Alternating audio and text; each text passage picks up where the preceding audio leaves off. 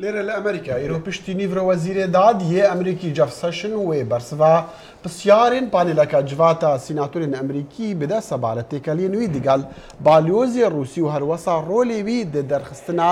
birêveberê FBI da li Kongresê Rastexwe Aram Açar bi me re Aram çi behs heye؟ بله دخیل وکی اون زانه ایرو آخافتنک وزیر داده امریکا جف سشن آخافتنک لست پیش سناتورن امریکی و امجن هدا آواهین اوفیسن سناتور دانو بطایبتی گمان درباره رول روسیا در هل بجارتنا امریکا یا سرکاتی چاویو او این نقاش کردن و وکی تزانه کو یعنی از دخوازم رونیه پیش بیم سر بابت جبر تماشاوانه نما و اف چندین کسن دوید آخافتن پیش سناتورات کن دبر گمان درباره رول روسیا دو و یک جوان وکی تزانن سروک اف بی آی کومی بو و کومی جه عالی ترامپ و کار خاطی بو درخستن و ترامپ جد داخیانی که خود گویی به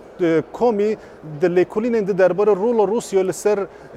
بجارتن امریکا گلیک نه باشنان یا جه جبروی جه عالی و خاطی کار درخستن و کومی جه آخفتن کلور کری به پیشی هفته که اوی گوت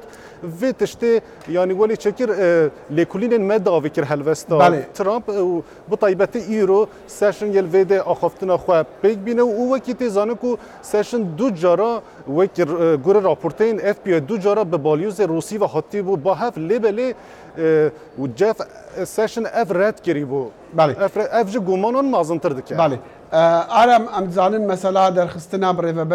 بری اف بی آی که تج بحث کنی کومی ویجی ل کنگرسی بری چند روزان گوتن هبولی مثلا رونشتنا ایرو یا سشن پیوندی ها به مثلا یعنی وی دست هبو ده مثلا در خستنا بری اف بی آی دا بله پیوندی که به هر دواره های او آخفتنا یعنی چما کومی کار هات یا درخواستن گلا رولا جف سشن دوی درباره ده چه بو افجی نقاش کردن چمگو دما ترامپ او کومی کار درخواستن جف سشن جه او آوادی او امضا کرد يعني اوجي اگهدار بوكو مثلا در خستنا اف بي اي البته لسر مثلا پیوندین علیکارین دونالد ترامپ سروکی امریکی لدمه کمپین على بجارتنا بود دگل روسیا آرام اجار جه کنگرسی دگل دنگ امریکا بو سپاس آرام سرچاور